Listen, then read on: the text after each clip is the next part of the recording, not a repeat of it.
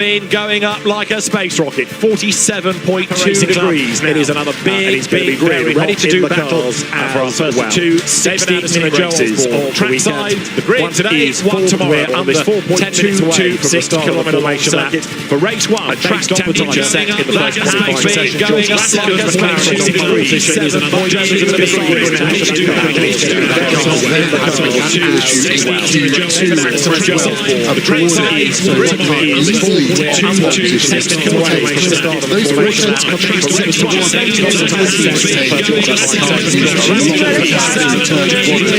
Which ultimately might be the reason why that yellow McLaren making its way to pole position had the failure in Q2. So they are pole and last in the two GT4. So bookending the grid effectively there. Second on the grid comes Ibanez, who always seems to go well around here. Victor last year in the Mercedes AMG. You can see the 5-minute board is being made ready, so it is going to be, of course, a rolling start. It's Josh Rattigan in the pole, sitting yellow McLaren there for Eddie Ives' elite motorsport team, just creeping into view.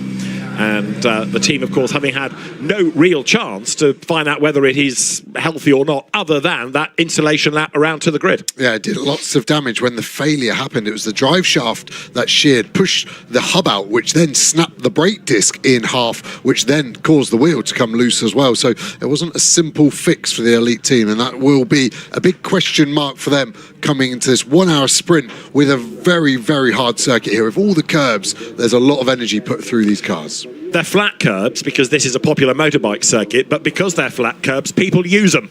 Yeah, and they're flat to a degree. There's sausage curbs put in. Apex of 2 is a big one there. As you see, a lovely happy birthday message on board the Mercedes from Racing. But also the serrated curbs. It's no longer his birthday, and we move on. But yes, they're flat, but they're still serrated, and that energy going somewhere through the suspension. That was a bit like tearing off the wrapping paper from your present, wasn't it? So the Mercedes on the outside of the front row, Luke Ibanez and Alex Papadopoulos. There is then Josh Rattigan, his second pole position of the season, and the team having a look to make sure that everything is okay on that front right corner. Well, it was the left rear, wasn't it? The concern came. The car made it out for Q2, got as far as turn 10, so most of the lap achieved, and then it pulled off and ground to a halt. But Josh Rattigan, hopefully, is going to be good to go with a healthy car, and we know that the car's got good pace. We saw that from his qualifying effort. He did a 1 minute 40.1, nearly 4/10 and change quicker than Luke Ibanez, who lines up second on the grid. At the back of the grid for this race is Pedro Ibrahim, because he's had a 20-place grid drop after picking up an infringement at Spa. And also a team with a pretty significant grid drop. Hugo and Thibaut Mojica, they were involved in that accident at Spa that stopped the race very early on, race 2. So they also end up a long way down the grid. You can see just how hot drivers are trying to keep cool. As I mentioned Josh Rattigan a moment ago, we can hear from him before we go racing. Alex Legui is on the grid for us. She's found Josh. Hello, Josh. So tell me, what happened in qualifying? Well, obviously my qualifying went as planned, which obviously we weren't expecting. Obviously after yesterday we had a few little issues, but to be honest, the pace was there. And then obviously unfortunately when Mackenzie got in the car we had a very slight technical issue, but nothing the team couldn't fix, which obviously I'm looking forward to this race. Okay, good. Right beside you, you've got Luke in the car, who we know has won here many times before. You feeling good into that first corner? Yeah, as long as I can get a good start, I don't see why not. Obviously, the pace showed it from qualifying, and then last year and the year before we had the pace here, so I don't see why we can't do it again. Good. All right, power's on. Thank you. I like the understated way Josh Rattigan describes that, a slight issue. Well, it was pretty significant, a wheel parting company with the car, but I suppose that's the power of positive thinking, isn't it? You know, we've done with that. Yes, we've had an issue, but hey, we move on. The car's rebuilt. We're good to go racing. Yeah, I'd hate to say a big issue if a wheel falling off is a small one, but yeah, he obviously doesn't feel like he used too much curb to get to pole position, so he will be now focused on it. So will Abanya here in the Mercedes. That car's going to be very strong in a straight line compared to the McLaren, so he's going to try and fight it around the outside of 1, and then all hell breaks loose at turn 2 here. Cars will cut the corner, and then we'll have to work out, have they gained an advantage? So any cars on the right side of the grid as we look at it now is going to be an interesting cut, I think, for them at turn 2. Let's go back to the grid as you look at the rest of the pack as they're all lined up, and Luke Ibanez we've been talking about on the front row of the grid. Alex is with a regular Misano winner. Right, you, sir, are someone who has a rather good pedigree around here. What is it about this circuit here in Misano that suits your driving style so well? Yeah, here in Misano we can manage to do a really good speed. This morning we missed it a bit with McLaren. He's a bit fast, but I think now in the race. ஸ்ட்ரெஸ்ஸுக்கு bye bye சொல்லுங்க. அகோடாக்கு போங்க. அட்டகாசமான விலைகள் மற்றும் தள்ளுபடிகள் பெறுங்க. People expect me to win every game. அது pressure இல்ல. என் மேல வச்சிருக்கிற trust. I have the same trust in Specs Makers. அவங்க கண்ணாடி is always precise. Specs Makers, the eyewear expert. 2 seconds is that for sure. Let's see the tires, everything, because this track is heavy temperature. Do you think you've got the pace on Mackenzie and Josh? Yeah, we had the pace for sure. That's good. Right. Vamos. Luke Ibanez then is good to go. And just to recap, Pedro Ibrahim starting last. He'll be a man to watch. 20-place grid drop for causing that race-stopping accident at Spa. Remember the big shunt on the opening lap where Paul Petit's Audi was turned around and all manner of drama broke loose. Now, Paul Petit and Greg Gilbert are in the race. Brand new Audi chassis. So the Team Speedcast squad have junked the original one, built up a new one, and it's been a quick car as well. It's going to start on the 3rd row of the grid. Drivers now leaving it to the very last moment, really, to get suited and booted and then jump on board. And as Gustavo Xavier gets on board, let's hear from Greg Gilbert. New car for him after Spa. Hello, sir. So I know you weren't behind the wheel in Spa during that terrifying incident. Paul was. What's the feeling in the team since then? Yeah, it was a terrible feeling because Paul, we don't have any message from the radio from him, so it was 4 or 5 minutes really long for us. But my wife was on a tribune, and she said, okay, he's working. So yeah, after he had a really bad week after this big crash, but nothing broken, nothing happened. So it would be really dangerous or something bad, but doesn't happen. So yeah, we are really happy to be here today. And here you are. Team have done well. New car. How's it feeling? Do you feel like you're up to pace here in Misano, or is there more to gain? Yeah, we love together Misano. P5 is not the pace that we expect. It was not the best lap in my life, but we are quite happy. I was really safe with a track limit, so a bit too safe, and we start P5. Well, I'm glad to see you boys back. Good luck, Greg. Thanks. Greg Gilbert has a good track record in GT4 as a race winner, as a champion, and was Peugeot Spider champion prior to that. So a very rapid racer, no question about it, and Pro-Am champion twice over in recent years in this category as well. Right, that 1 minute board is being shown, which is the indication to fire up the engines, and then those last engineers leave the grid in anticipation of the formation lap. 60 minutes in prospect. And everybody now making their way back into the pit lane. Doesn't take long to clear the grid here with the big barrier allowing people through into the pit lane. The grandstands are filling up, and as you can see, there's a certain amount of Valentino Rossi interest because he is going to be racing later in the day in the first of the GT World Challenge Europe Sprint Cup races. Marshall's clearing the grid. And then that 15-second board is going to be held aloft, and very shortly the leading car, as it is, will blast away, acting as the pace car, and then we're going to be ready for Josh Ratigan to lead them away. Now, on this 4.226 kilometre circuit, pinch point 1, I guess, Joe, is that first corner. Other than that, where do you overtake? There's some good opportunities here. There's 4, there's 8, there's even 10 as the cars go for a late apex. The inside is left open. Then 13, 14, and potentially a lunge at 16. So 5 to 6 really good overtaking spots. And here we see turns 1 and 2. Big sausage curbs on the inside, potentially damaging that McLaren earlier. Let's look at the grid. Josh Ratigan's going to line up on pole position with Luc Ibanez with him at the front. Starting third is Benjamin Lariche, and he is the man who in the silver championship is the championship leader. Hadrian David lining up alongside, ahead of Greg Gilbert, who's had a race win, and then third in the silver championship, Beke Besler, ahead of Gustavo Xavier, who's on the Pro-Am pole, ahead of Ricardo van der Ende. Then Stanislav Safronov and Charlie Hart lines up alongside.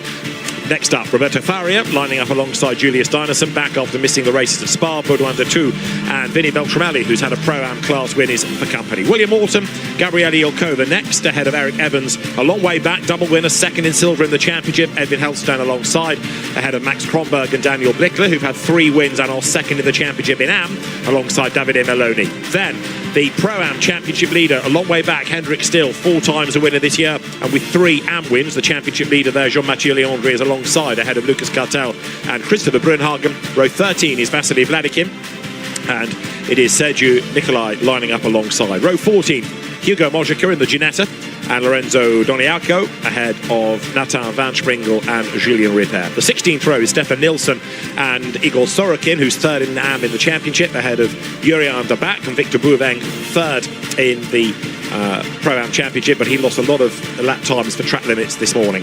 Row 18, Ajit Kumar alongside Stefano Daste's Lotus, a winner, second in Pro-Am in the Championship, and the back row is Elias Niskanen and Pedro Ibrahim in the bright blue BMW, which is definitely a car to watch. We know they're quick, and the BMWs have a pretty good strike rate round here as well. So the cars making their way up now through turn 9, the sort of kink that brings you into the hairpin of turn 10, and as they do so, drivers trying to get warmth into the Pirelli rubber. It seems silly to say it on a day like this, but you still need the temperature there, you still need the pressures up as well. Yeah, the teams will have left these tyres in the sun, so they're probably at 45 to 50 degrees Celsius, and they need to get up to 80 or 90, but look how slow this formation lap is, coming to a complete stop here with Kumar towards the back of the grid, starting well outside the top 35, but that's the problem with so many cars, you get that concertina effect, and that's the problem on the pit straight as well. Yes, in years gone by, these were called warming up laps, but when you're going that slowly, there's not a lot of warming up to be done, is there? But the formation lap, at least it does bring the cars round, and of course for the rolling start, towards the end of the lap, they'll get themselves into that side-by-side formation. Stefano Daste in the Lotus you were on board with a moment ago, that car also losing out through track limit offences and suffering a little bit in qualifying, but that car has moved on massively since the start of the season. And bear in mind, we've only had 3 race meetings prior to this weekend. They've come a long way. Yeah, they've done a huge amount of development with that car to make it competitive, and expect that car to be one of the cars potentially going to the inside of turn 2 when you're that far back. What have you got to lose? You might as well roll the dice and see if you can get away with it. But this is going to be action-packed all the way down this 38-car field. Now, if they all get through turns 1 and 2 and 3 safely, I'll be surprised. You can almost put money on somebody having to take to the escape road to avoid contact, and then it becomes a bit of a problem for all the track limit dramas and the officials to sort out what was legit and what was gaining an advantage. Going off the track is one thing. We did have somebody, for example, having a time reinstated from pre-qualifying for going off the road to avoid a bollard that was in the middle of the road. So avoiding a car that would have made you have an accident any other way, again, might be mitigating. Let's see. Light to red, light to green. We go racing in race 1 of the GT4 European Series, powered by Rafa Racing Club. Great start by the McLaren there. Josh Ratigan not only leads away, but swings across the road to gain the line for the corner, ahead of Ibanez in second place. Benjamin Lariche goes third. In fourth, as they wriggle their way through for the first time, looks like the Toyota, as up the curb there goes Hadrian David. He in turn is just ahead of Greg Gilbert, and then you've got Beke Besler in the first of the BMWs. Big send up the inside line there, looked by Ricardo van der Ende in the red, white and blue BMW that tries to get up alongside Besler as well. Outside line there, look, going on towards turn 6, but he couldn't quite do it. Ratigan leads. It was a quick start. Ratigan went early, and that helped the field space out, so there was less chance of contact. But look in the background, the Supra having to defend there. There's something going to kick off. Porsche's 3 wide in the middle as well. So they all survived turns 1, 2 and 3 against expectation. But yeah, you're right, a very quick starting Josh Ratigan, away like a stabbed rat.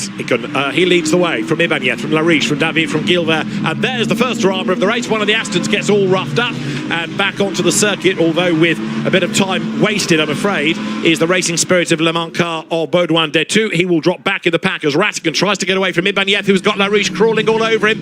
They come down through Cavoni for the first time through turns 11, 12, 13, 14. Every right-hand hander in this section tightens, so you go kink to corner to tight corner to hairpin. 3 for the lead, they're bunching up again. Yeah, and it's hard to call so many different manufacturers in here. There's been a balanced performance change since qualifying, but it looks very even across all the brands. Hard to call out. I thought the Mercedes was going to be stronger on the opening lap and put the McLaren under some pressure down the straight, but that wasn't the case. Looks like the Audi's still strong, and at the moment Bessler really struggling, isn't he? Van der Ende all over him. That looks like it's a move that's going to happen this lap. Let's see, is it going to happen down at turn 1? Yes, the BMW's nose to tail almost side by side, and then behind them there, looking the 812 white McLaren, Charlie Hart, the quick young Brit, going nicely, but he's involved in a big battle with Stanislav Safronov. They come then now pairing off a little bit up towards turn 4.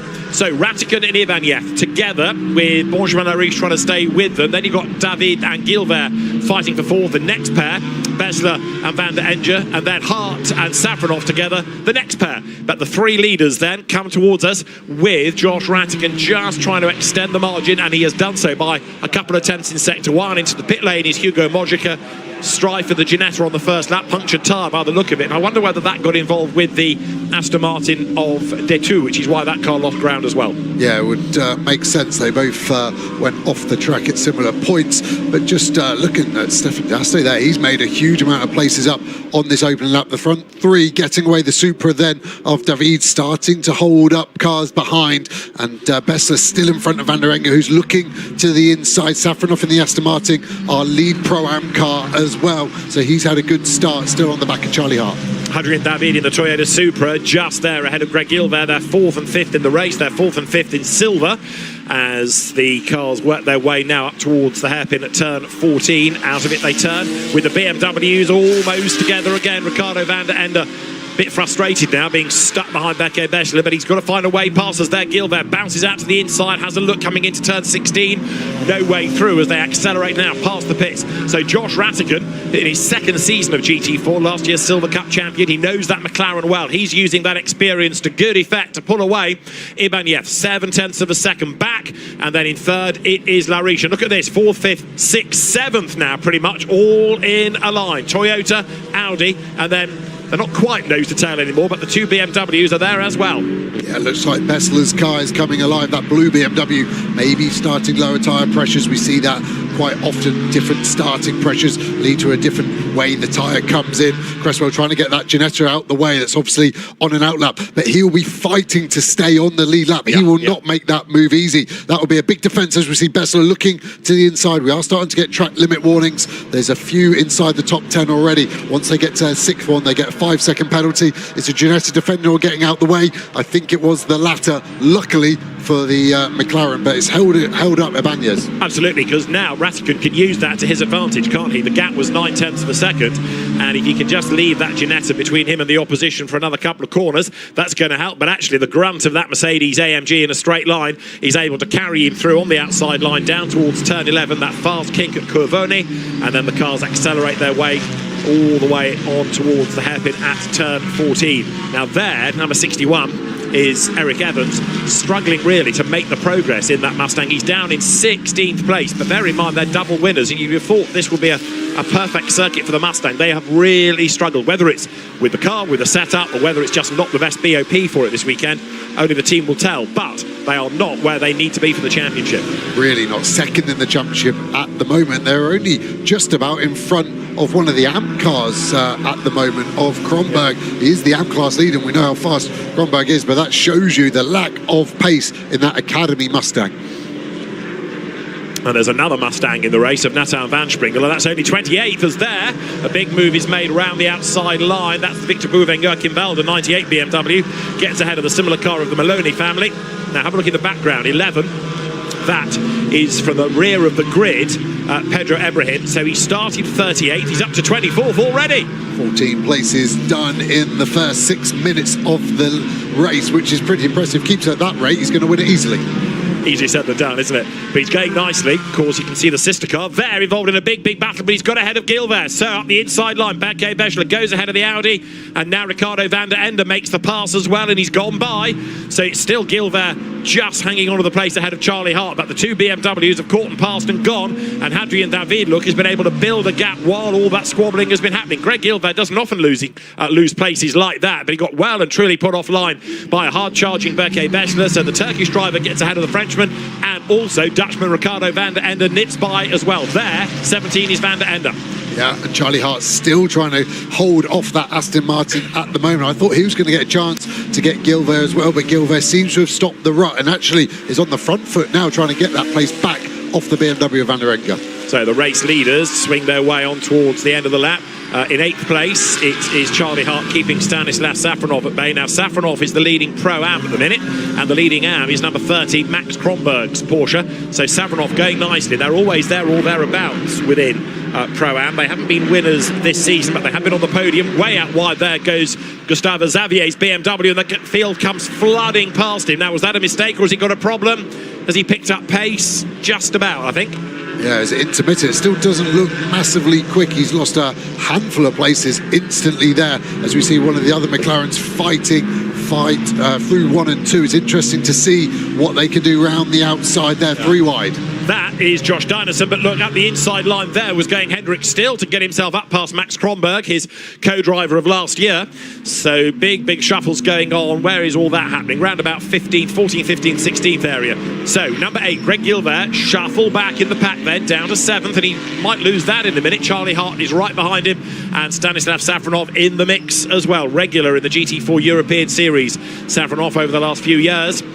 So that McLaren going nicely. Different team operating the car. The Rafa Racing cars run by the Race Lab team, whereas it's Elite Motorsport operating the yellow, race-leading McLaren. Yeah, and it's looking very strong. It almost feels like Ratigan's managing the pace already. Saying that, he just did a purple sector 1 on this lap, so he's able to keep it Ibanez at 8/10. That's really the minimum gap you want as a driver. 8/10, you can manage that, and nothing less. You have to look in your mirrors to make sure a lunge isn't happening. So he's going to try and keep that gap. 8/10 to a second is a really nice gap to look after the tyres as well for the second half of the race. So pairing off again, look, as now Safronov gets up onto the back of Charlie Hart, whose father was a very rapid GT racer. Grandfather, Hart, used to be a truck racer of some repute, Stan Hart, going back quite a few years. So the race leaders have gone by. We've had 8.5 minutes of the race done when they crossed the beam, and 8/10 of a second is that margin. Josh Ratigan will give way to Mackenzie Cresswell in his first year of GT racing. Luke Ibanez will give way to Alex Papadopoulos, who did race in the championship last year. I would suggest, looking outside as well, that it's a little bit more overcast than it was. It's not quite as bright and sunny, and the temperature just feels like it's dropped a little bit, which may have an impact. Yeah, we've lost 5 degrees of track temp, so 10% cooler, so that will be something the teams will be considering. Is that BMW fully back up to speed now, so luckily for them, they're getting on with it. But Bessler looks like the man on the move. He's gapped Van der Enge, hasn't he, who was all over him for the first 5 minutes. The last 5 minutes have fully gone now in favour of that blue BMW. Race leaders currently work lap number 6. As you look there at Gabriele Ilkova ahead of Hendrik Still. This is the fight for 2nd, 3rd and 4th ahead of the pair Vinny Beltramelli, Paul Ricard winner in the Porsche Cayman. And after a bad qualifying, which came after an off in testing, there is the Hendrik Still Joachim Bolting.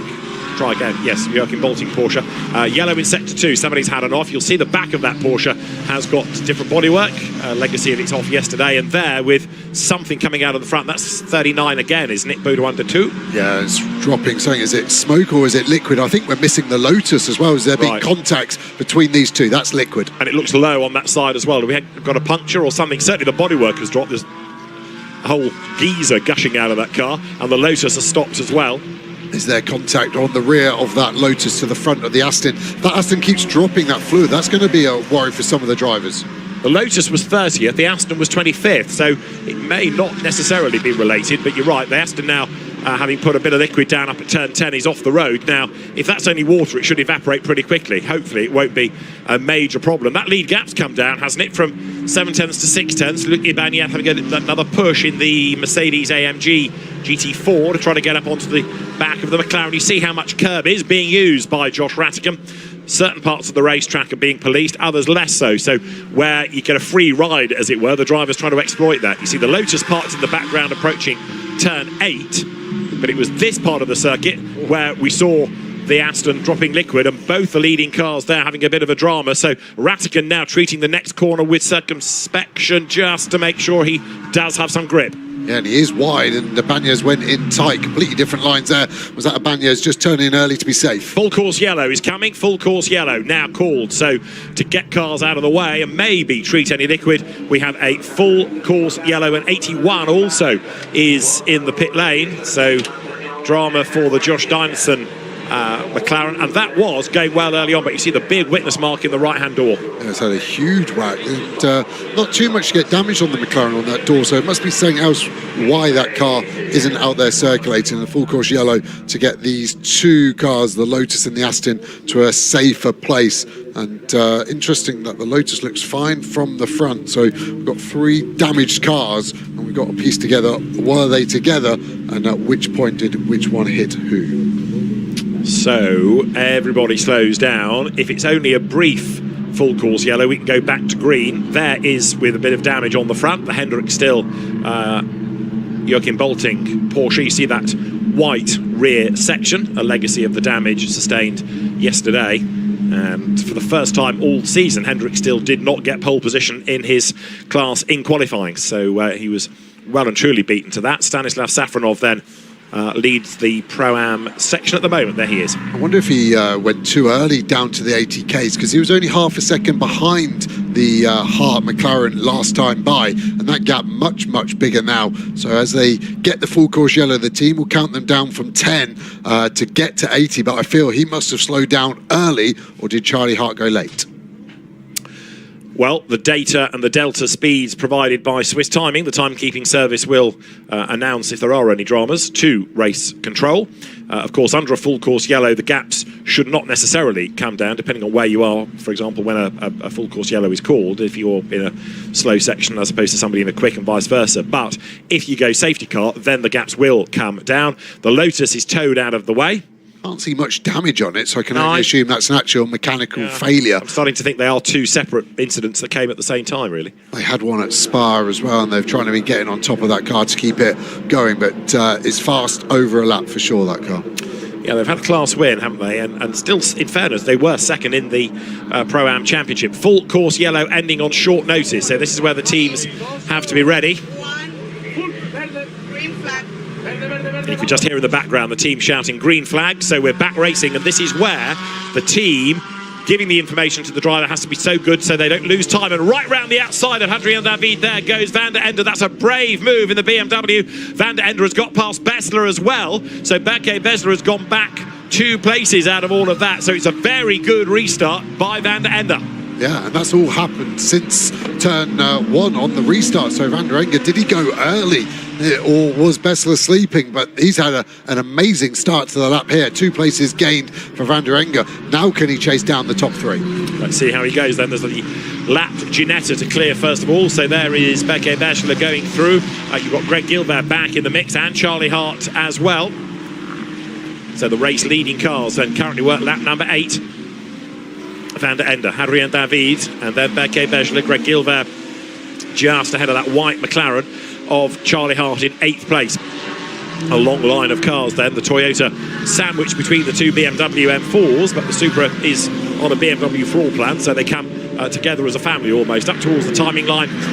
Benjamin Lariche, we barely mentioned in 3rd place. He's just having a really quiet run in 3rd spot, keeping the car in the mix, ready to hand over to Robert Constantine. And now look, Van der Ende getting away from a very crossed up Toyota of Hadrian David, who was wrong into 1. He's compromised into 2. He's going to be slow off 3. He's way up the curve, and he's sideways again. The door is wide open for Berke Bessler. Hadrian David almost puts a neon sign up saying come on through, because he was way offline. And now Gilbert in the Audi gets up the inside as well. He's going to be on the wrong side of the racetrack for the next corner, so the Supra hangs on to its place. Wonderful shot looking down from the drone. You could see the way different cars were working at different lines as the road came to them or went away. Charlie Hart's McLaren tries to get in on the act as well, but Hadrian David there got it wrong at turn 1, and he was really struggling all the way to turn 5. Yeah, I thought Gilbert was going to go at the back of him there. He just couldn't get the car stopped. Again, has got a run on that Supra. Very leery on the rear end at the moment, as that the tyres just dropping. Charlie Hart trying to get to the inside of Gilbert. Gilbert trying to attack and defend. I think the Audi will have the straight line performance round the outside, down the long back straight. Here they come then with Ricardo van der Ende then moving clear of the traffic. Berke Bejla with some good, pretty feisty racing has got himself up the order again. And while all that has been going on, Ratigan now leads by over a second. So there is Hadrien David, who is still pushing in that Toyota Supra, but now pushing in order to defend that place from Greg Gilbert. You've got two drivers there that are both lost out in the early parts of the race, trying to regroup, and Charlie Hart in that McLaren, oh so close to getting in on that battle, but maybe just thinking the way these two are going, they might drive into each other in a moment. Certainly that Supra is looking ever more Larry. Greg Gilbert comes out of 16 up towards the line, and then that white McLaren is next in the queue with, in 9th place in the background, Stanislav Safronov, who is still leading the Pro-Am class in the Aston Martin. Is Hadrien David a bit more controlled this time? Oh yeah, you bet. Yeah, just looking to see which cars have got which strength still. McLaren definitely one of the weakest in a straight line, but the best under brakes, it seems. By my bad mathematics, we've got 8 different manufacturers inside the top 13. So balanced performance working well. The only manufacturer not represented is the Ginetta and the Lotus, which have both had mechanical issues. Yeah. So balanced performance working phenomenally well here at Mazzano. Sadly, Josh Dynason is still in the pit lane in the other Rafa Racing Club McLaren. As you look at Hadrien David then, who had a really good start to the season. They finished second, Hadrien and Jan Duran, in the first race at Paul Ricard.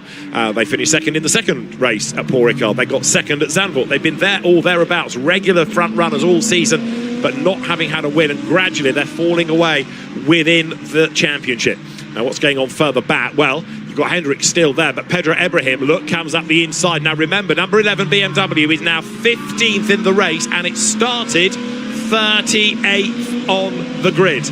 Mathematician Osborne will now tell you how many people he's overtaken. 23 is pretty impressive, isn't it, in 18 minutes or so. So they're going well. The other math I've been looking at is track limits. Remember, 6 warnings, they get a penalty. Ratigan has had 2. Everyone behind on 1. And there's a couple of 3s, Charlie Hart and Safronov. They've already used 3, so half of their lives in only a third of this race, if you want it in fractions, David. Thank you very much. And they're not helping their co-driver much either in terms of availability. So the car's now up towards the end of the lap. Ratigan to Ibanez. That's come right down again to half a second. Benjamin Lariche, though, is 1.6 seconds back in third place. Now, there's another Toyota BMW battle going on here, but it is now for 14th place. Gabriela Yilkova ahead of Pedro Ibrahim, and the BMW lines up for a pass on the inside. Gabriela Yilkova tried to close the door a bit late, but Ibrahim goes through. There was no contact, and a good late dive by Pedro Ibrahim up into 14th place then. So from 38th to 14th, and there's still more progress to be made, especially when you put into that car Jagic Gaidik for the second stint.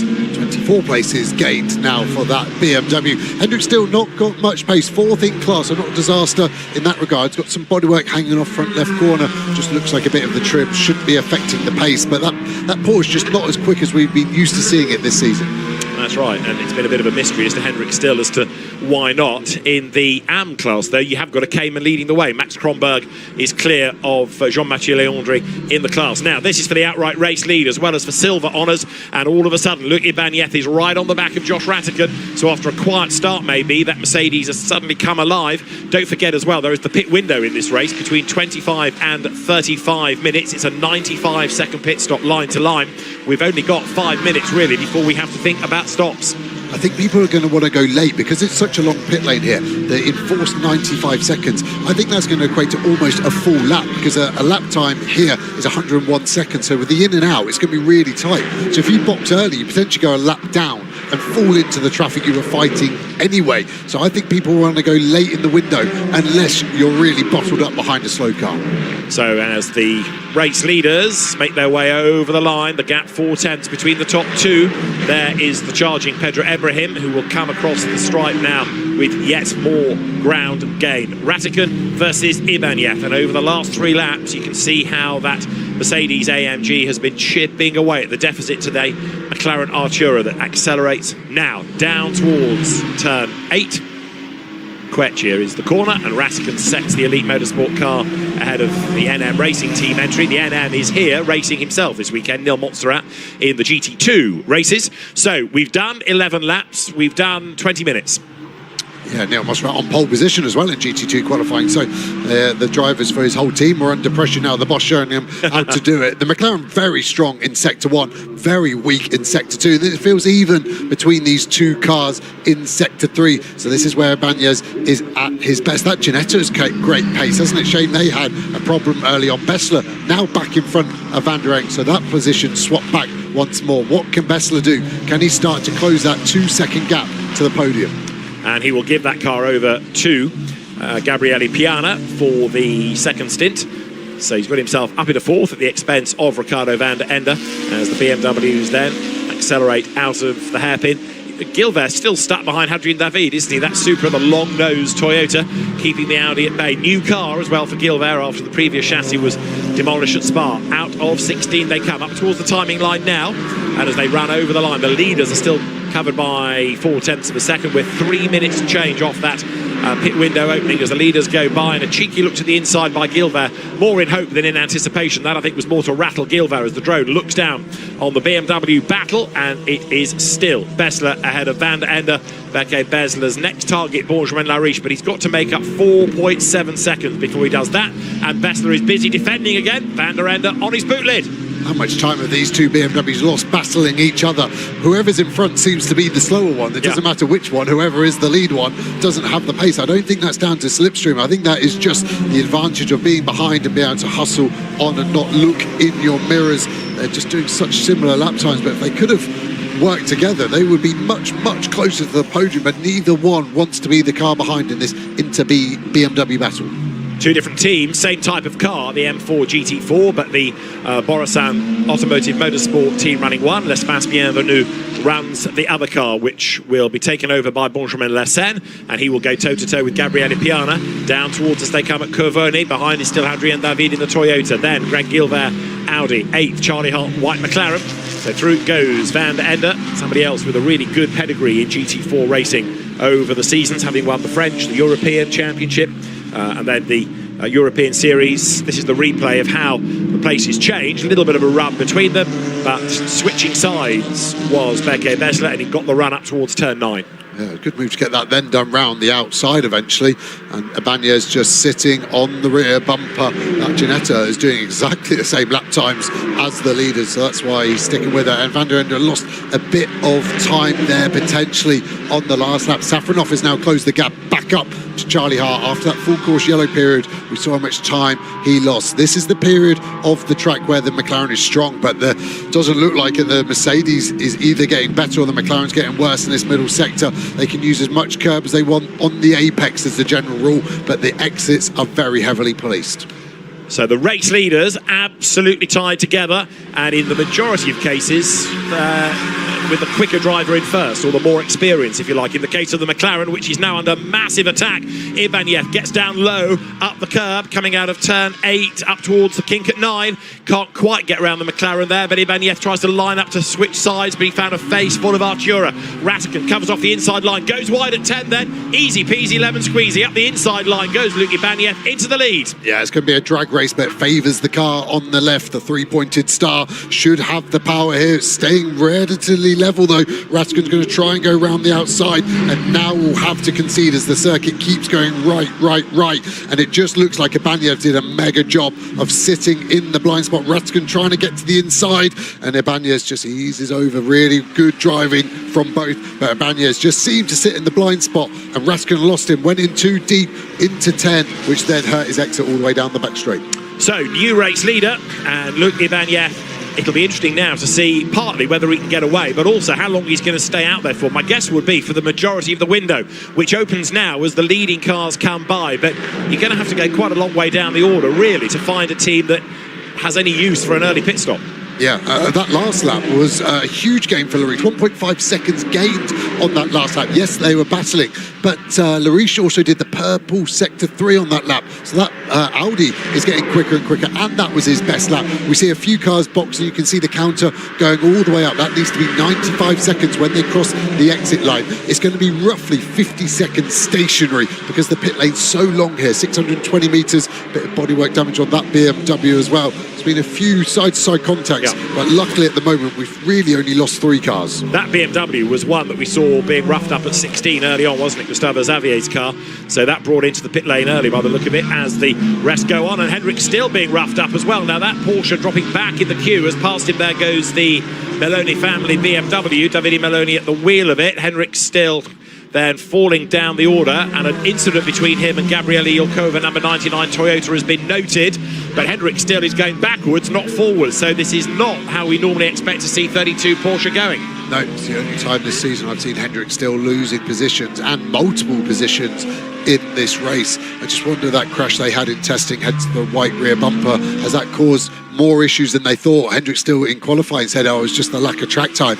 These cars, proper race cars, sensitive. I think tweaked something on the suspension, on the rear subframe even. And look at the pace of the Banyas. What's he gap the McLaren there? Racing must be nearly a second, and the gap almost smaller now to the McLaren, to the Audi, than it is to the Mercedes. Yeah, you're right, Lariche is certainly coming back into the fray, isn't he, as over the line they go. Now that last lap from Ibanez was a 41.8, a 42.5 for Ratigan. That's a second off his best, and a 41.8 from Lariche. So it's the McLaren there that's lost pace somewhere, somehow. Yeah, as we see, another McLaren trying to go around the outside. Great move from Charlie Hart there. He's been fighting that Audi almost the whole stint, it feels like, and he finally gets past Gilvey, who now has the Pro-Am leader of Safronov in the Aston Martin behind. Yeah, that move has been in the post, hasn't it, for a while, but he's finally done it.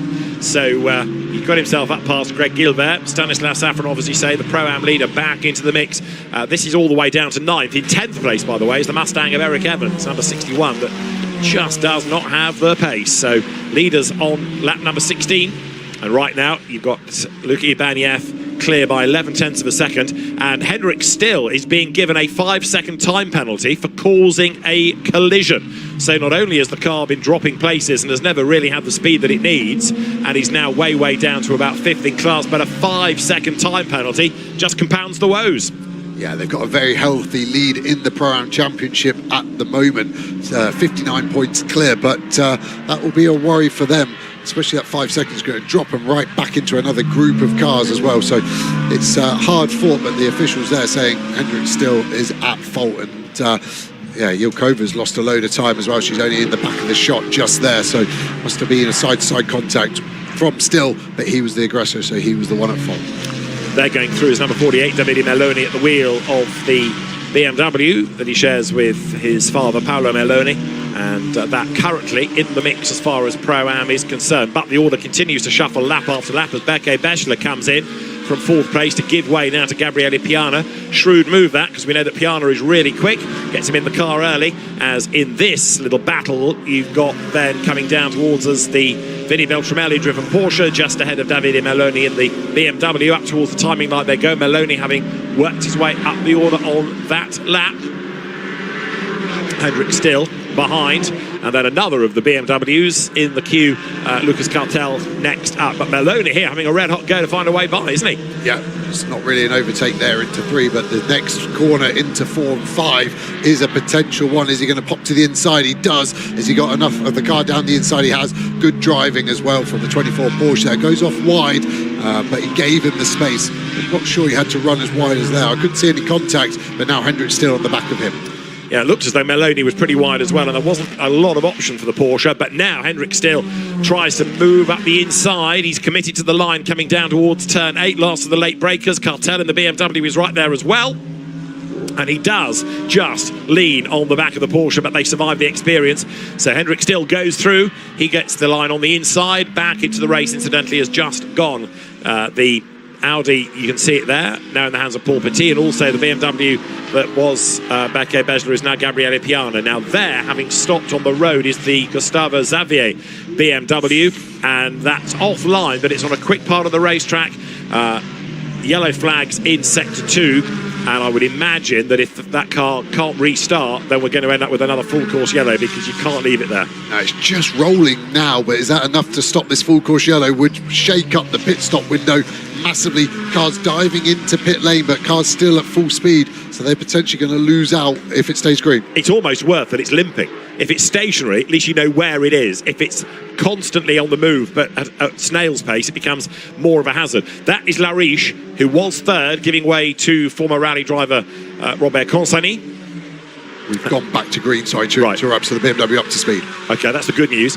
Hopefully, it ain't going to do it again, because the last thing race control need is the car with an intermittent problem. Down the pit road is just Cam Hendrick still, and also Lucas Cartel's BMW. So they gained a place and then pit at the end of the lap. There, ready to go, is the speed car Audi. It is now Robert Consonny at the wheel. He takes over from Benjamin Lariche. Remember, they were winners at Paul Ricard. They were winners at Zandvoort.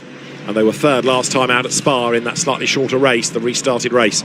So, more pit stops cycle through. The Toyota, now with Jan Duran at the wheel, gets away. And Safronov and Alexander Weintraub's Aston is slow away. See how angry Safronov there in the white suit was. The car controller lifted the lollipop. It was like the car wasn't on, just didn't move at all. And that is a lot of time lost. Looking at pit stops, no one under the time. Very few cars even using their 1 second joker allowance so far. You're allowed to do that once a weekend. Seems most teams saving that at the moment for race 2.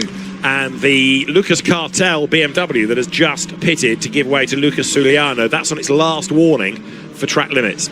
So it's totting up time. Into the pits has come the leader. The clock starts for Lucas Ibanez to give way to Alex Papadopoulos. And there is another troubled Mercedes. That's another of the NM Racing Team cars, is it not? That's the Igor Sorokin Keith Gatehouse car from the AM class. And it's limping on. Worst time to get a puncher as well. It's pretty much going to do the 4 kilometres here at Misano, and the front left takes a pounding round here with so many long radius right-handers, and you can see that Toyota Audi battle still raging on. It's Sorokin at the wheel, so it's yet to stop. So it's due a pit stop anyway, but you're right, it's going to be a really slow in-lap. Now, did he hit a curb to do the tyre, or the tyre went down? That would suggest the tyre went down as he tried to get to the corner. Yeah, at turn 1 of 16 corners. That is real bad luck.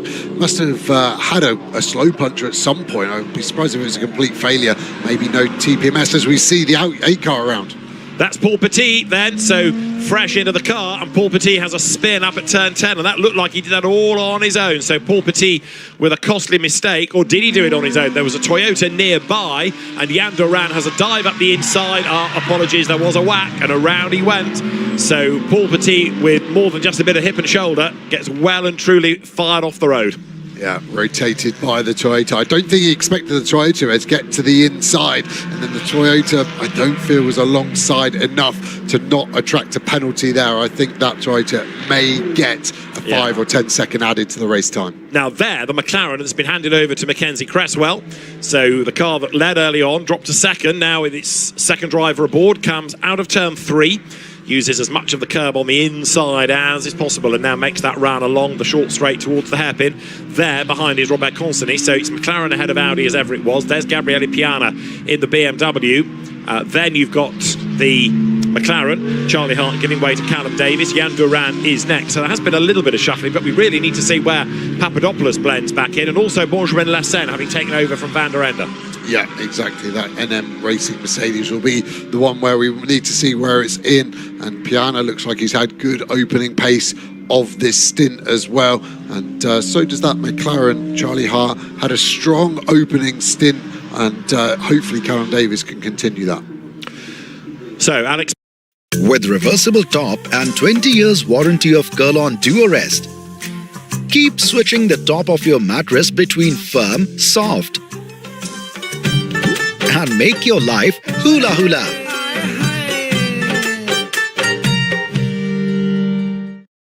Five minutes of the race to go. The last of the pit stops now cycling through, largely BMWs, because Benjamin Lassen is about to rejoin, Paolo Maloney likewise, and Joachim Balder taking over from Victor Bouveng.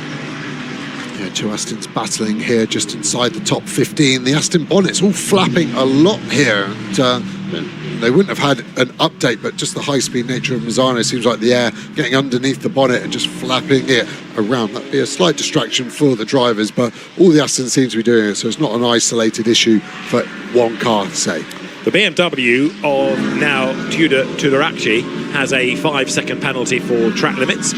So the totting up has totted, and more now with penalties looming. The racing spirit of Le Mans Aston goes through, as in the Pro-Am situation. Now the order shuffles after the pit stop. So the race order is Alex Papadopoulos ahead now in the Mercedes that he's taken over from Luke Ibanez. That's Joachim Walder having taken over from Victor Bouvec joining in. Second is Mackenzie Cresswell, but only just because there is Robert Constany right up behind him.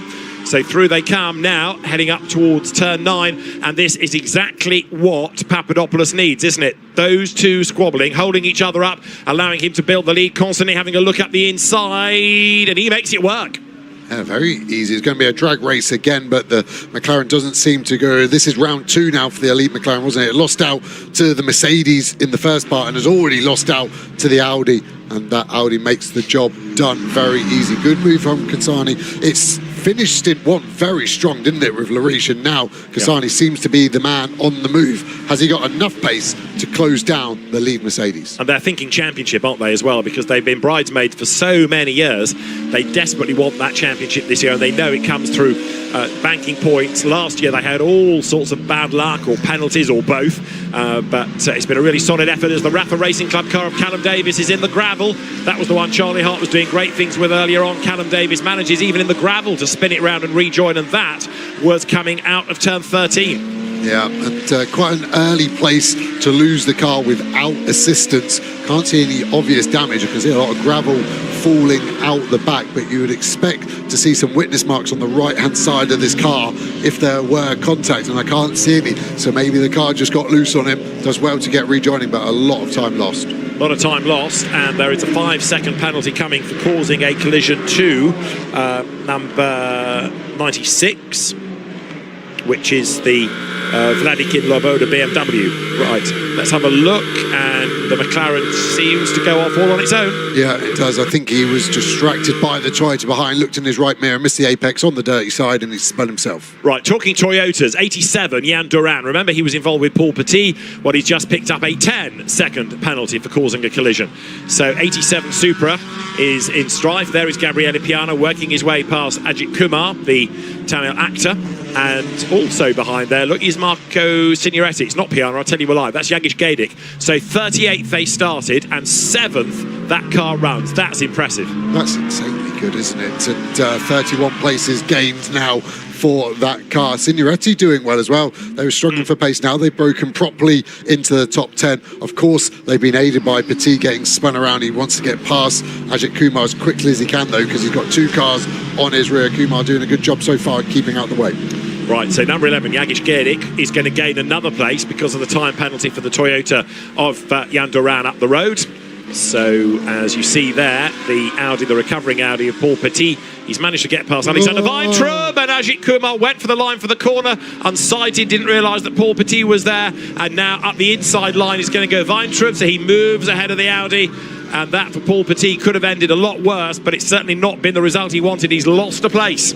Yeah, and that Aston lost 4 seconds in the pit stop. Remember, it was slow around Petit. I think, he's coming back feisty there. This isn't a class battle, so the Aston might not fight this too hard, and I expect Petit now to claim the inside and get the job done. I think that was a miscalculated move from Petit, going around the outside there. Kumar was always going to take his racing line. I just think it was desperation. He's been spun round, he's trying to gain time back, but that wasn't the right way to do as the very loose Audi accelerates out of turn 4 and 5. He's certainly got the car by the scruff of the neck, hasn't he, as he comes up behind the red and white Porsche.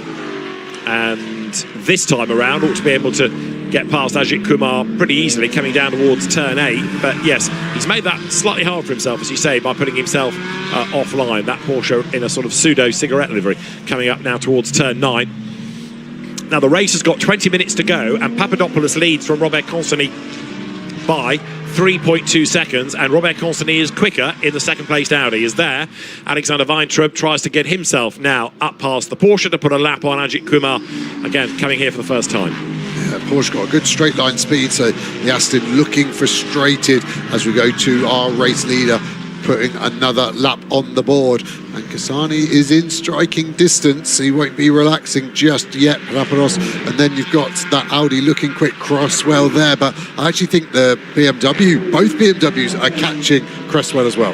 Lead gap, 2.8 seconds. So much the quicker at the minute is Constany than Papadopoulos, as Ajith Kumar comes under attack, this time from Alexander Weintraub to put a lap on that Cayman. And the road opens up now for Weintraub as a cross. Thought for a moment they were going to make contact there. That was a very sudden sudden change of direction from Kumar. Thankfully, the Aston was clear. It's all Hollywood, baby, isn't it? That's his background. Wow. And yeah, that lost a lot of time for the Aston as well, though. So yeah, battles raging on, and this is where interclass battles get interesting, and that was an interclass contact between the Aston, and the Aston's going to get a penalty for that. Yellow in sector 1, 98 was turned around, Joachim Walder. You saw cars going off the road in avoidance, so if that was a track limit, it'll have to be removed from the system because they had nowhere else to go. And up the inside line in the end there dives number 96 BMW, Mikhail Loboda at the wheel. That's another car that's got up the order now, and he's heading for 13th place.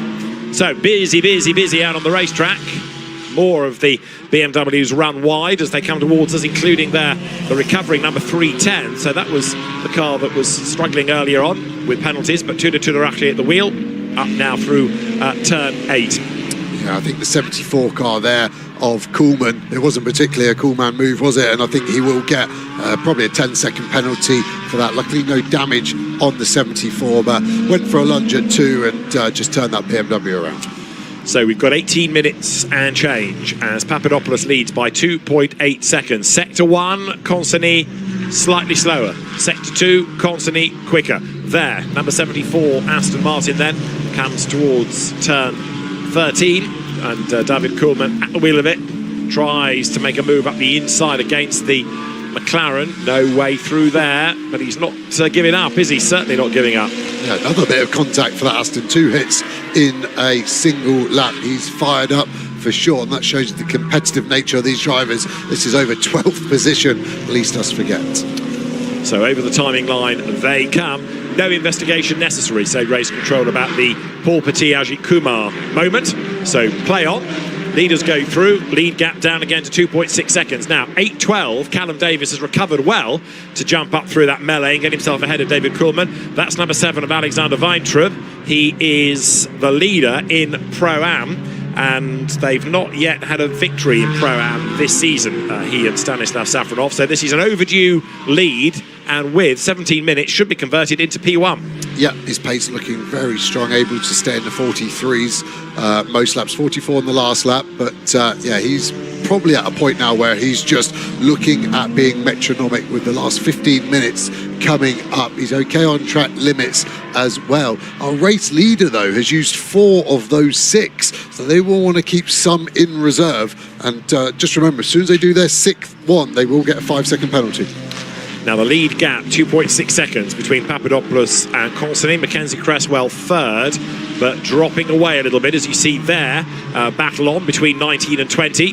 BMW versus Mercedes. 20 is Lucas Giuliano, and it is Mark Kastelich ahead of him now in number 19, Mercedes AMG. So that's for 20th place, and the two of them still side by side as they ran down towards turn 11. And then in the AM Cup, Anthony de Barn has put 317 BMW into the lead once more, and they're looking for a 4th class win in 7 races. Jean-Mathieu Leandre and Anthony de Barn. Now, there is a 10-second penalty going the way of number 74, which is David Kuhlmann for causing a collision. I've either got everyone right or race control just agree with me, so we're on a roll here. Let's keep that going. The other thing that is on a roll is Kasani. The lead gap now down to 1.7 seconds. That gap 9/10 on the last lap alone, and Kumar trying to get out of the way, but causing a lot of issues for cars who are in their own race. Yeah, they've encountered him in exactly the wrong part of the lap, haven't they? One side goes the BMW, another one up the inside. That's the recovering Paul Petit. As you see, number 11 BMW, then another place gained. Jagish Gedik goes ahead of Jan Duran, who took over from Hadrian David. Gedik in for Pedro Ibrahim. So from absolutely flat last on the grid, they started in Católica. They're now up into the top 6. That's a mighty effort by both Pedro Ibrahim and the first stint in Jagish Gedik. Now, that BMW is not done yet either, because they're still pushing. The next target is the sister car of Gabriele Piana. Okay, it's quite a long way up the road, but you never know what might happen. Yeah, that Piana car, the sister car to the one we're looking at, must have had a terrible in or out lap, because remember that was fighting with the 17 BMW, was in front, wasn't it, when it was the first part of the stint, Bester versus Van der Eng, and the pit stop time was fine, so it can only be an in or an out lap, because that car, I think, should have been fighting for an overall podium at some point, but yeah, something has happened to that car for sure. And there is the number 17 BMW with Benjamin Lassagne at the wheel of it, and he's also charging along now. So the former French GT front runner, champion in 2020, right on the back. Used to race touring cars as well, Benjamin Lecen, and now you can see, look, Mackenzie Cresswell having to go defensive. This is for third overall, third in silver, and that BMW looking as though it is when, not if, it finds a way through. Yeah, and it is dragging Piana with him too, isn't it? But Piana now has to try and close that gap while the McLaren holds up the BMW. That's his only chance of a podium. There's 3 cars going for one final podium position. So to the inside line, feints Benjamin Lecen, and he forces a mistake out of Cresswell, who goes deep into the corner. The BMW squirts up the inside. Gabriele Piana is almost with them as well. Benjamin Lecen on the outside line to the kink at 9. He wants the inside line for turn 10. So we've seen the BMW make moves here in the past. Can't do it this time. Well, it sort of does by opening the door with a bit of push and shove. That forces the McLaren out wide. Lecen would be advised to give that place back and try again, wouldn't he? That was a proper push to pass, and that's not going to stand. That's going to be a 5-second penalty for me. Why he didn't lift off and give the penalty back, it was clear as day. He just went in the back, pushed the McLaren wide and took the place. Very low IQ driving, in my opinion. So Benjamin Lecen not only gets the place rather brutally, but didn't self-censure. Now, I wonder whether the team might be on the radio saying, give the place back before we get a penalty. What he wants to do, of course, if that is the situation, is not be compromised against Piana's BMW. So now he's between a rock and a hard place. He either stays where he is and risks a penalty, or he tries to give back the place in the McLaren and is at risk of being jumped by Piana. Yeah, there's no way he could slot in between that McLaren and BMW. Now as Piana trying to force the issue 2, trying to go round the outside of 1 is difficult, but it's compromised now as he tries down the inside of 2. We saw some interesting moves, but Cresswell runs wide there. It's that McLaren, as soon as you show it a car in its mirror, it just loses a position. It's the worst car, it seems, to be able to hold on, and that was the easiest move ever. Now, number 17 must give back position on car 78. Trouble is, that's going to cost Lecen 2 places now, look, not only because Piana is ahead, but also think about the amount of time he's going to hemorrhage, because there's a gap between the 2 BMWs, and what race control is saying is to Benjamin Lecen, you hit the yellow McLaren, you've got to get back behind it. But Piana's not going to slot back in behind as well and redress the situation in that respect. He's going to be the big winner. I said it was going to be hard for Piana to get a podium. It was if everyone played well, but it's just been handed to him. And now the BMW goes, slightly compromises Piana there, slightly dirty, but now Steele needs to lift off all the way down this back straight. Exactly. And if he'd have just done the backing off here a lap ago, he could have still been able to fight for position. Now, he still hasn't given it back to the McLaren, and he's lost out to Piana. So Benjamin Lecen, what did you say a lap ago about the brains trust in the car? He still hasn't done what he's being told to do by race control. The team surely is on the radio saying, you've got to let the McLaren through, otherwise we risk a big penalty. He's so focused, I think, on Piana, I thought he was letting him go so he could then drop behind the McLaren. I think it was actually the reverse of that. It was Piana having to force the issue and make a bold move. Has he read the penalty wrong? He's got to give 1 position back. He's given 1 position back, but not to the right car. Yeah. So I still agree, he has to give it back to McLaren, which he finally does now. His race has just unravelled through the simplest of mistakes. That was an easy podium. The pace he had, the gap he had to Piana, that will be painful for him to watch back. And the instruction was very clear, must give position back on car 78. That yellow McLaren is car 78. So now Lecen is correct behind the McLaren, but while all that's been going on, Piana has caught past both of them and cleared away up the road. There's a bit of traffic in front of them to contend with as well. We're just starting to lap the top 30 there. So that's Brunhagen and Blickel in front of them as this battle is going to rage on. And both drivers are going to be on the limiter. What's Lecen going to do? Is he just going to send it down the inside again at 10? Maybe he should give him a bit of a nudge on the apex. That seems to have worked well for him in the past. But 10 minutes remaining. Here they come, Gabriele Piana then up into 3rd place, pounding along up the road as this time the BMW does not get quite close enough to the McLaren. Now this is for the race lead. We've been saying the gap's been coming down, and little by little by little, Robert Constantine's got himself onto the back of Alex Papadopoulos, then the American driver coming into turn 12, just ahead as they accelerate their way now into the braking zone for the hairpin. Through that tight right, so it's still the Mercedes just ahead, but Robert Constantine looking every which way to make a move. And with his rally background, he doesn't necessarily always look for the conventional lines. He's not afraid to try the outside or somewhere different. So Robert Constantine, very, very rapid driver. He and Lariche make a great combination. They've been as a partnership now for many seasons. They know the car inside out. They know each other's strengths very well. while they're squabbling, Gabriele Piana is lapping quicker in third place. Piana is 5 seconds behind the Audi. Yeah, Lecen has actually got past Cresswell as well, so that move has happened. We don't know if it was clean, but I do think this Audi just has more grip. You can see how tight he can keep the cars out of the corner. That Mercedes seems like the rear tyre's starting to drop off, and we've still got time for 4 more laps. This is going to be a mammoth task to keep the Mercedes in front.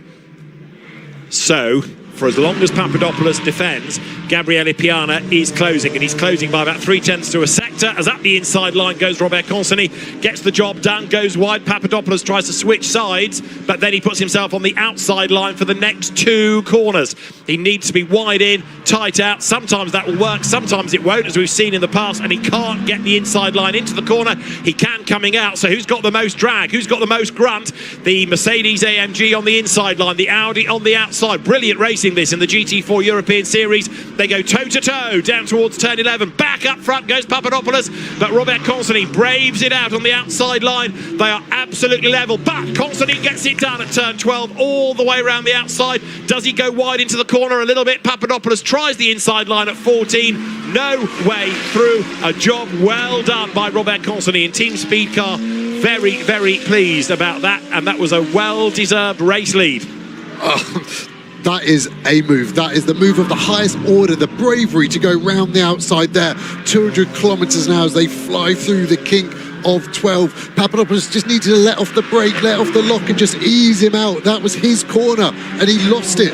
That is a race-winning move, and Cassani, that is one of the best overtakes I've ever seen, let alone here at Misano. So Robert Consoni then leads the way, 0.4 of a second when he came across the line. The danger for Papadopoulos now is the charging Gabriele Piana behind him. The gap was 5 seconds, it's now 3. So Piana is on a mission. Granted, Consoni's lap won't be a perfect one last time because he had to do the overtaking, but look at the way that the Italian Gabriele Piana is going. He is absolutely flying. His last lap was a 42.3. That was a 1.5 seconds quicker than Consoni, and it was 2.3 seconds quicker than Papadopoulos. Second place with 7 minutes to go beckons for the blue BMW here. Yeah, what pace has the Mercedes got now? It's not defending, it's on its last warning. One more track limit, 5-second penalty will be on that Mercedes. Is that actually going to be the overtake for Piana? Is it going to be done from race control?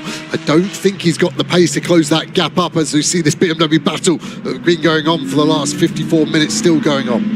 Mind you, Consoni and Piana are on 4 track limit warnings, so they haven't got that much leeway. Granted, yeah, they're better off than the Mercedes. Now, meanwhile here, you've got Callum Davis ahead of the penalised David Kuhlmann, ahead of Paolo Melloni. Then the BMW in the mix as well, which is the Simpson car, Loboda at the wheel. So it is Michael Loboda, number 96, who's dropped back on this lap, just ahead of number 1 Mustang, the blue and white car of Michael Haverantz.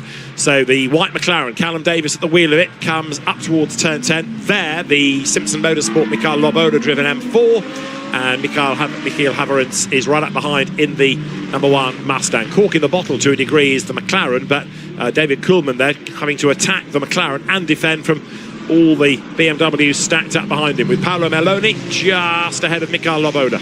Yeah, Davis 8 seconds behind the car in front, and then it feels like he's got a pack of 9 cars behind him that are within 8 seconds, so it really shows the lack of pace for that McLaren, but Davis doing well to keep his elbows wide at the moment and hold on to 12th place.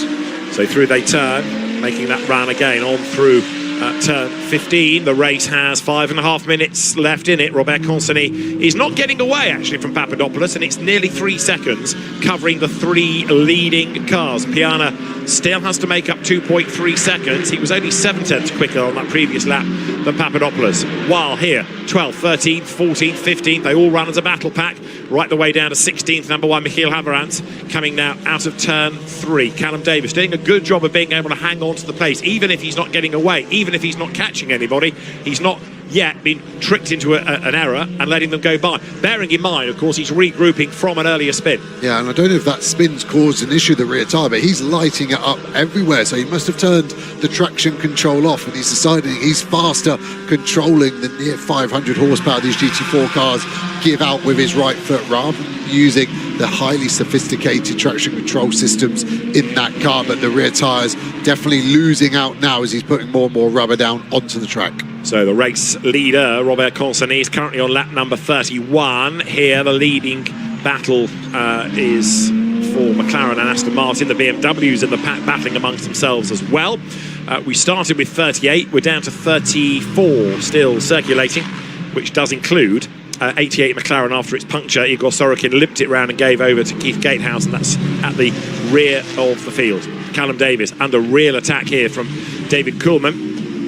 And Paolo Meloni, second currently to this car in Pro-Am. So a long way up the road is the Alexander Weintraub-driven Aston Martin. That is 88, Keith Gatehouse at the wheel of it. And a big effort made by David Kuhlmann on the outside. No way through there. Paolo Meloni has a look at the inside. No way through there. And also in the middle of all of that, you've got the Laboda BMW, now say Maloney. Where has Maloney gone to? He's disappeared altogether. So that was Laboda having a look at the inside. Havertz goes through, and Maloney is way back, coming over the line now. So Paolo Maloney goes through a 153. He's had a moment somewhere, hasn't he? So Paolo Maloney drops a long way back, and that takes some of the pressure, at least, off Michael Laboda. That means he can attack, and a mistake is made there by Callum Davies. Look, he's been forced way out wide. He's got a problem. The smoke at the back. Has he been hit from the rear? Maybe. Can't see any major bodywork damage. Could be a mechanical failure, but the smoke and the lack of pace is definitely an issue. And annoyingly for Maloney as well, he's now dropped outside the podium as there's damage on that BMW. And a puncture for Tudorace. We have in the past had BMWs having punctures here, but I wonder whether that's a tyre issue or a curb strike or contact with another car. But Tudorace limps on, and I think that happened coming over the line, because I saw out of our window a slow BMW, so he's got a very, very long limp home, and it is a puncture. You can see quite clearly the front rider's gone down. The race leaders are only about 10 seconds behind this. Is that going to trip them up as they have to get past that very slow BMW? Let's keep an eye then as the white flag is out, because there's another BMW going slowly in the background, and that's Michael Laboda's car, look, that has slowed right down.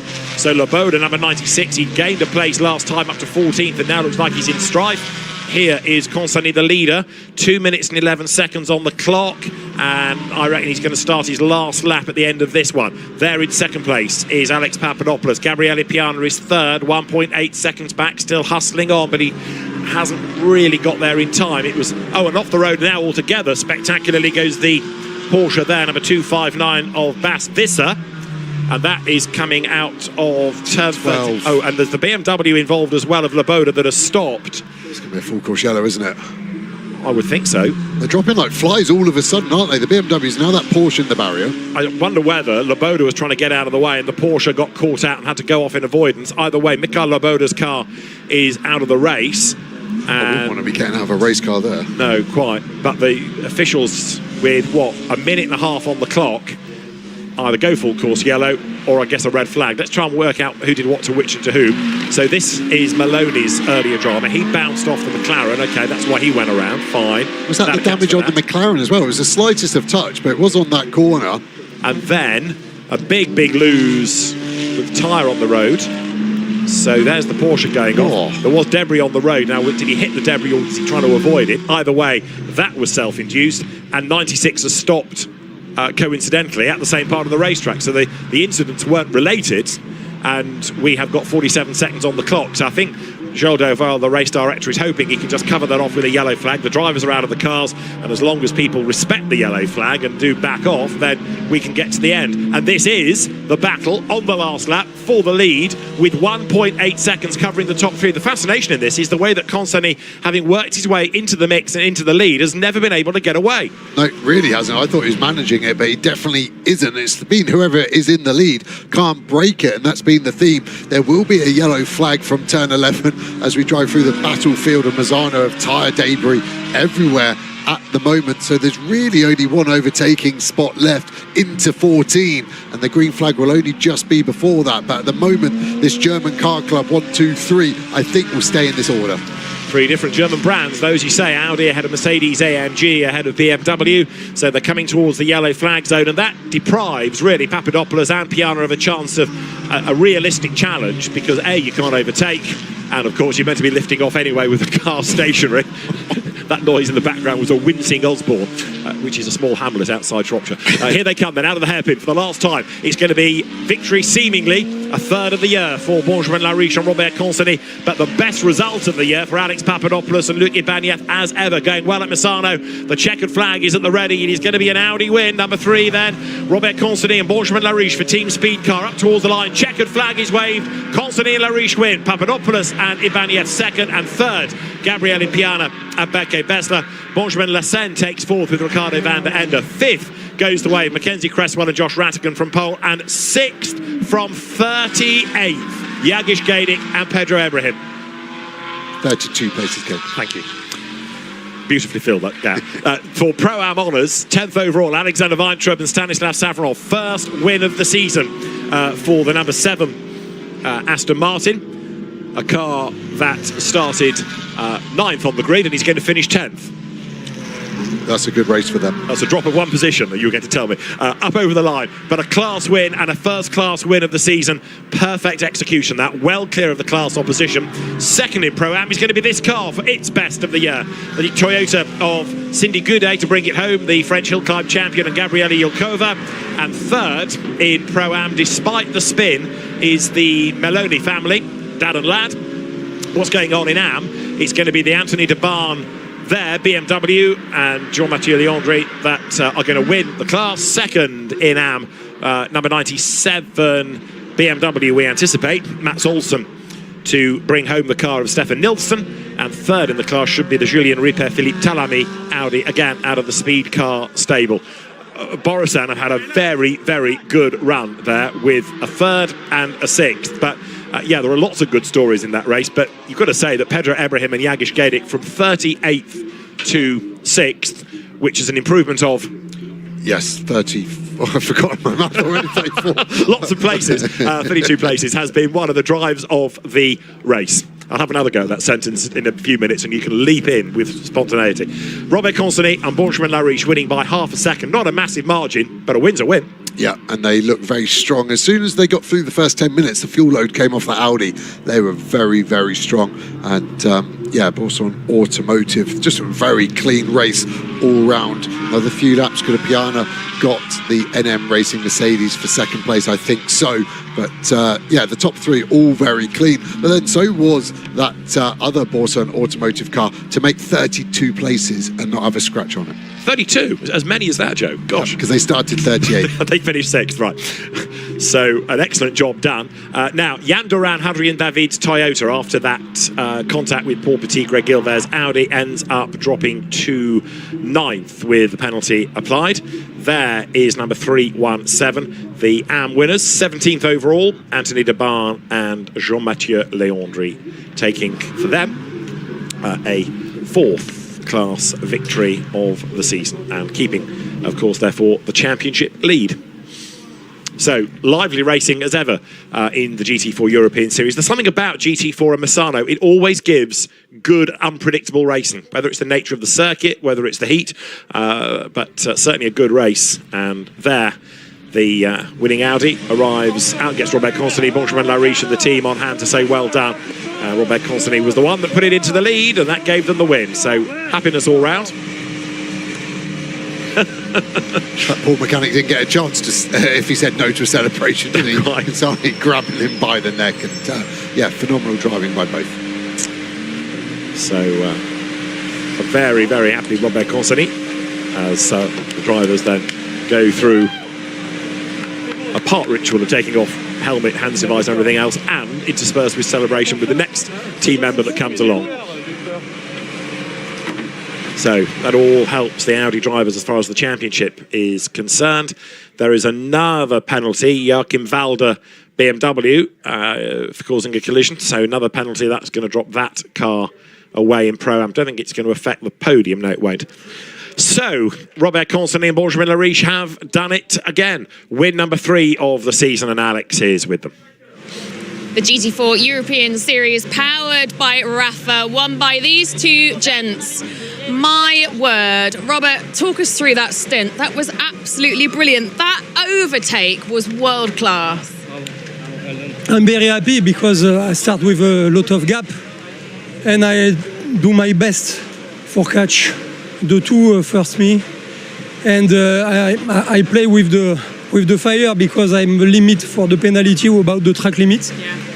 But it's okay. The car is incredible. Benjamin goes very slowly on the first stint for manage the tire, and he gave me a car like qualifying, very impressive.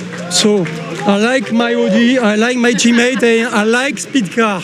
Yeah, you boys are certainly a very good pairing. Benjamin, you certainly did set up the car nicely for that second stint. Talk us through that first stint from your perspective. Yes, my first stint, as Robert said, I tried to manage the tires because it was determinant. We lost a lot of races here since 2 years, 2 or 3 seasons. And yes, I was thinking about that. I kept the tire and I tried to keep the contact with the 2 first driver. And yes, it's a very good result because it was a long time we tried to win in Misano. We did it, and it's very, very, very important for the championship. Yeah. We take a lot of points, so tomorrow we start in pole position. We have to stay smart, and yes. Strategy paid off. Congratulations. Well deserved, both of you. So good to hear from our winners. And there is the Audi of Robert Constantin and Benjamin Lariche, the winning car, and a really strong effort to win in the end by just half a second. But a job well done by both Robert Constantin and Benjamin Lariche. Interesting to hear what Robert Constantin was saying about managing the tyres early on. So yeah, we were wondering about the pace, but that car being able to fight back. Let's hear from our Pro-Am winners. Stanislav Safronov, Alexander Weintraub are our Pro-Am victors this race 1. Boys, your first Pro-Am win, and beautifully done. Thank you very much. Thank you, I appreciate it. It was really hard. My fan broke down and it was a nightmare, honestly. Talk us through that first stint. First stint is good. I don't push a lot, save tires for my teammate, for Alex, and feeling good.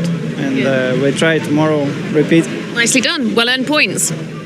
First win of the year for Stanislav Safronov, Alexander Weintraub, and they will make their way up to the podium. That's the car that has been pretty hard to stop this year in the AM contest and has taken the 4th win. Anthony de Barn and Jean-Mathieu Leandri coming home as the class winners in 17th place overall. Another BMW going well. BMW's seemingly better suited here than the Porsche Cayman, the other winning car in the class this year, with pre-race the equal number, 3 wins to this car. The Porsche of Max Kronberg, Daniel Blickler, that was a long, long way back, 4th off the podium. So Porsche struggling and BMW's going well here at Misano. So let's look at the results then, with Benjamin Lariche and Robert Constantin the victors, from Luc Ibanez and Alex Papadopoulos, their best result of the year. Beke Bechler and Gabriele Piana taking 3rd. Ricardo van der Ende and Benjamin Lecen 4th. Josh Rattigan and Mackenzie Cresswell finishing 5th, ahead of Pedro Ibrahim and Jagish Galic, who were 6th, having started 38th on the grid. 32 places gained, amazing. 7th, Greg Gilbert and Paul Petit, ahead of Eric Evans and Marco Signoretti. Adrian David and Jan Duran 9th, with 10th, the Pro-Am winning Stanislav Safronov, Alexander Weintraub, Aston Martin. 17th, the winning AM entry, Jean-Mathieu Leandri and Anthony de Barn in their BMW, the Chazal Technology entered car. So some really good racing, and 32 of the 38 getting to the end. But that's a very significant result for Lariche and Constantin as far as the championship is concerned, because another victory, and especially with title rivals Signoretti and Evans only 8th, that really does allow them to take a big step forward.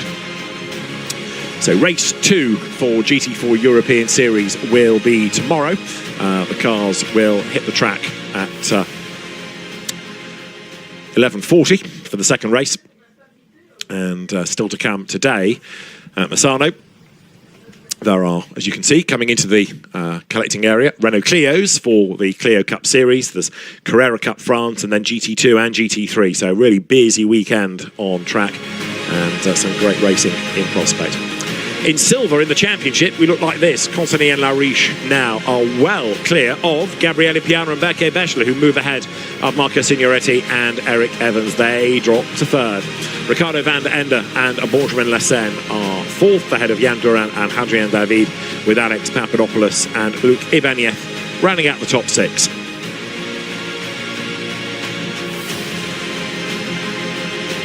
So a 56-point advantage. That is something you can only dream about if you're trying to win a championship. That really does set up Lariche and Consonny very, very nicely for not only tomorrow, but the remainder of the season. So there the winning cars being marshalled into position. Drivers near the podium, ready to step forward. With Luc Ibanez, Alex Papadopoulos just to the right. You're looking there at Robert Consonny. Benjamin Lariche was a pretty rapid driver up to MSV Formula 2 level at one point, but Robert Consonny perhaps now looking the faster. He's been the one getting the pole positions, and they're getting the race lead. But you know, you win as a team, you lose as a team, and if Benjamin Lariche needs to compromise his early pace to look after the tyres for the long-term victory, then he'll do it. Yeah, the only thing they don't seem synced on is doing the same hand gesture at the same time. But if that's your biggest problem, and we're 2/3 of the way through the season as well now, so we've broken the back of it. They will be in a strong position. Nürburgring and Barcelona still to go, of course, so there's plenty of points on the board. But at the moment, they can now be a bit more relaxed. The Meloni is there, very happy despite their spin, with third in class. And the drivers making sure that they have liquid, making sure that they've got their regulation Pirelli winners caps before they go to the podium. There is Alex Papadopoulos and a very happy Luc Ibanez. So only half a second away at flagfall, and of course it was all out of Luc's hands. He got into the lead, but there was nothing that Papadopoulos could do to repel that challenge of the charging Robert Consonny. You've almost forgotten how good that move was as well by Consonny actually in the end, and the Maloney's actually there. Their home track, San Marino, obviously just down the road. So on to the podium for that third place, Berke Beschler and Gabriele Piana. Then Luc Ibanez steps forward with Alex Papadopoulos, and then that top step of the podium for Robert Consonny and Benjamin Lariche for Team Speed Car, which is there represented on the podium. The French team having done an excellent job as ever, and a very happy Benjamin Lariche steps forward with Robert Consonny, whose son is now racing in F4, so the dynasty continues. They will go to the top step of the podium, and the celebrations can begin for the French team, Team Speed Car.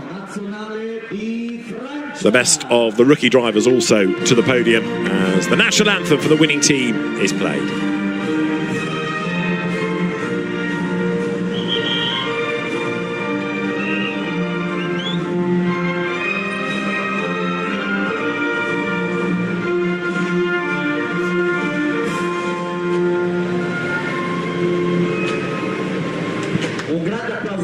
So well done to Robert Consonny and Benjamin Lariche, race winners, and the trophies being brought forward then. First of all, for the third placed crew, to Gabriele Piana, who's on duty again a bit later on in the GT World Challenge Europe Sprint Cup race. Andrea Albani, the managing director of the Misano World Circuit, presents the trophies with a circuit map adorning them. The silver trophies for Luc Ibanez to Alex Papadopoulos, and then the gold trophies will go the way of the race winners. The team's trophy, first of all, for Speed Car.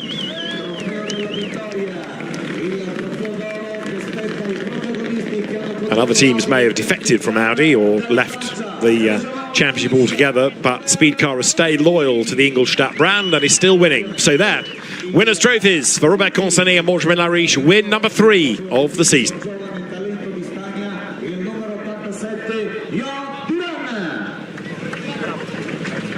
And there, the rookie trophy to Jan Duran for 9th overall in the Toyota Supra. Photographs now being taken.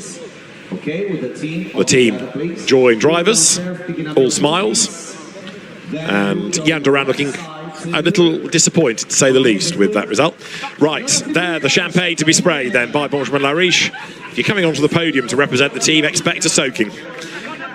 And on the far end, in the green vest, Jacob Ebery, championship photographer, who all his years of standing on podiums, has mastered the art of getting out of the way at exactly the right time. Barely a hair out of place, look, unmarked. So the podium will be made ready in a few moments for the Pro-Am and the Am ceremonies, but some really good racing. And the Audi R8 LMS GT4, it's not quite a historic, but it's been around a long time, but it proves if it's well run, still quick. Yeah, and we said it in qualifying, didn't we? It doesn't have a weakness, it's just strong in every aspect. So it looks a great race car at all times on all the racetracks we've been to so far this season. So excellent racing from the GT4 European Series, and there is more to look forward to tomorrow for the continuing story in the GT4 European Series.